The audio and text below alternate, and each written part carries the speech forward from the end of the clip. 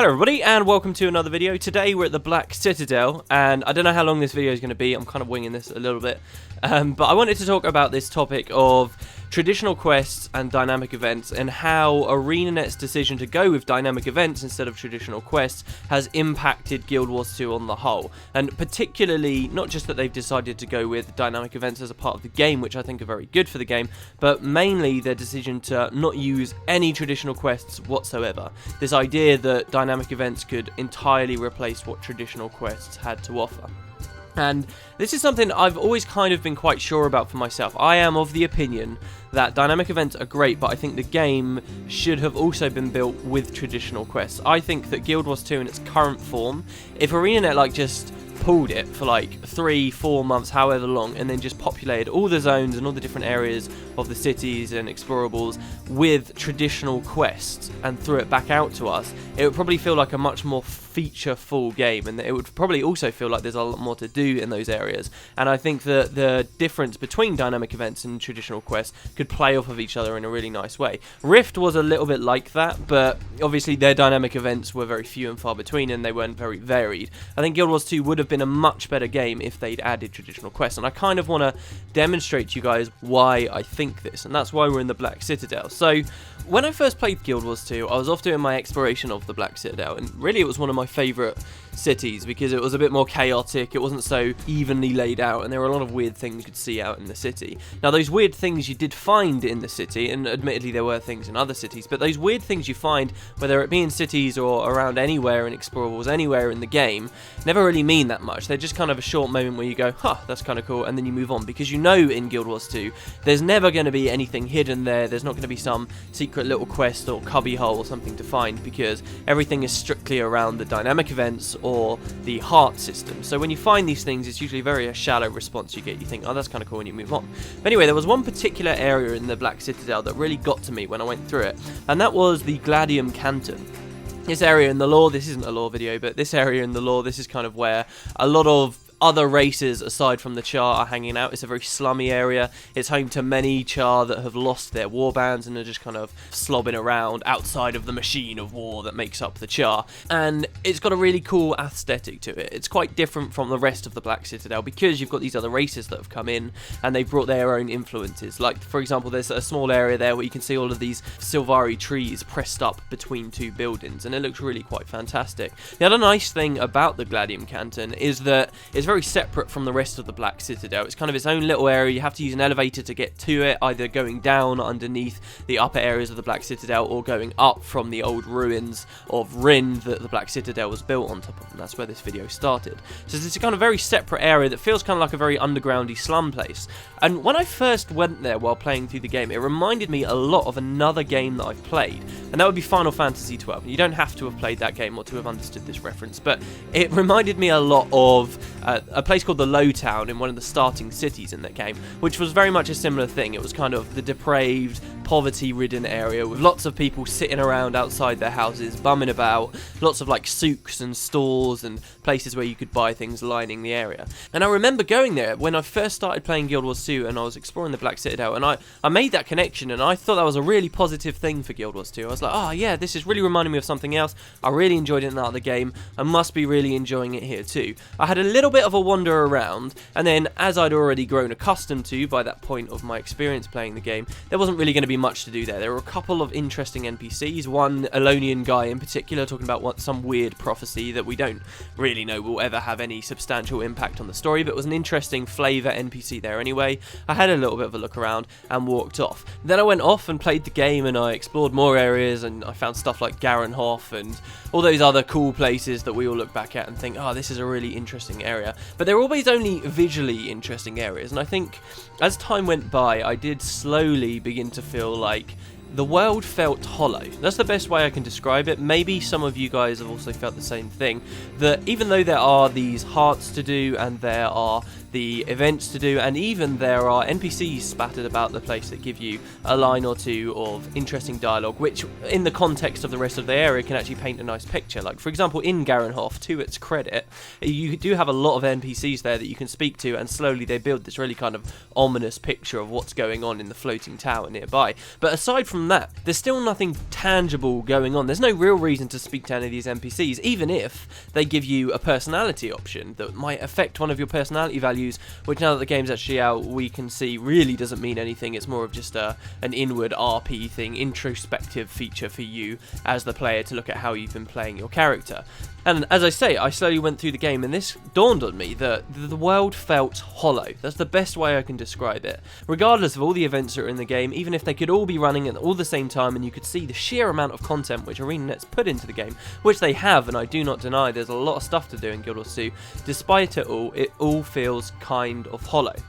Now, fast forward to now. Now, earlier on today, as it happens, I was listening to the Final Fantasy XII soundtrack, and that music that played in the Rabanasta Lowtown, which was the slummy area I was talking about earlier, started playing for me while I was actually in Guild Wars 2, and immediately it made me think of the Gladium Canton. So just for shits and giggles, I'd just finished my daily, I figured why not? I decided why don't I go to the Gladium Canton and have a bit of a wander around and see how that feels while being all nostalgic and remembering this other game that gave me this different experience that was somehow, visually at least, quite similar. So that's what I did, and that's what you're watching on this video. Now, the same music's playing. If you haven't played the game, you won't get that same experience that I have and maybe other people will. This is kind of a personal thing, but as I was wandering around the Gladium Canton in this way, it made me realise all those things that made the Rabanasta Lowtown compared to the Gladium Canton feel much more alive.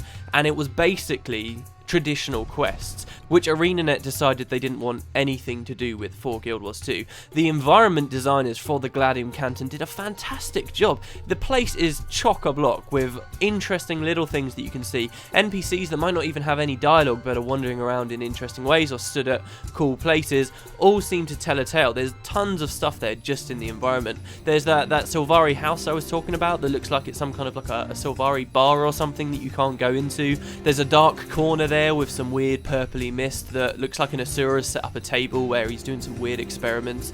There's a bunch of humans lazing around and obviously looking a bit uneasy because they're in the Black Citadel and the treaty's not been going on for very long. There's a weird, even lower section of the Gladium Canton that you can drop down, and there's literally nothing there except a little bit of eye candy for you, and to make it feel, or look at least, more like a real world. And as I wandered about these places and saw all this stuff, I thought, well, what was different in Final Fantasy XII? What is different with this and what we see in other games? And it's simply the fact that even if there weren't any quests or things to do in Final Fantasy XII, because there are as a part of the game, it's a lot more exciting to speak to the NPCs there, because there was always a chance in that game one of the NPCs would tell you, oh, I'm such an idiot, I've lost the key to my house, can you please help me find it? And in those games then, you might walk around and find a suspicious character that you then realise has pickpocketed it from her. And then you have this task of retrieving the key from this guy. You don't even need a choice. It doesn't even need to be a matter of, do you want to coerce this guy into giving you a key, or do you just want to fight him to get it back? You don't even need complicated quest design stuff like that in there. You just need this fact about the game that these small things can happen. And then perhaps we could give the key back to the woman and we would get a small reward. Now, rewards in Guild Wars 2 is kind of a whole different kettle of fish. I think it's very hard for ArenaNet to implement interesting rewards for the players at this point, because titles and achievement points feel so underwhelming. Like, nobody looks at titles really, and nobody cares about achievement points, so that really cuts into things. Obviously they only have a small development team, and so they can't create unique skins for every single quest, but the reward aside, the fact that these things should be possible is really what's missing from Guild Wars 2. There's one place I can think of in the whole game that gives us something like this, that is not a part of a dynamic event, of which all rewards are unified, and of which all dynamic events follow a certain formula that you learn soon enough anyway, or a heart quest, which again has the same problems. And that one thing in the game is again in a char area. It's in one of the northerly char areas in the Iron Marches, where you can fix up a guy's motorcycle seemingly randomly. It's a part of nothing. You just engage in dialogue with this guy, complete a weird little mini game, and he rewards you with some town clothes.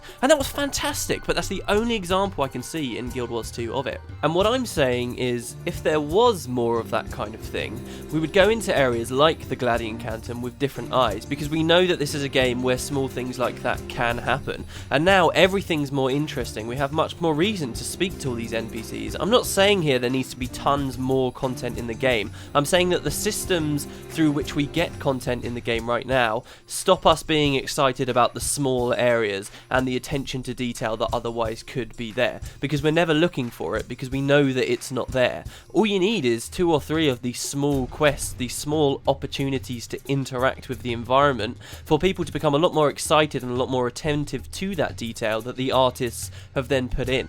So as I was wandering around the Gladium Cantum, that's all I could think about. I was looking at all this fantastic art that had gone into the game, these really interesting, detailed, living environments that the artists and area designers had created, and how it felt hollow because there were no chests to find. There were no mediocre problems that the people there had that we could interact with. There weren't any ways to actually interact with the world. We could see it through a telescope almost. We just kind of float by in Guild Wars 2, and that to me contributes a lot to how hollow the game feels. And what I'm describing are very small things, you know, just finding chests or being able to search a bin or shake a plant to find just a small low-level mat. These kinds of small things are exactly what the game needs to really make it feel a lot more alive to me.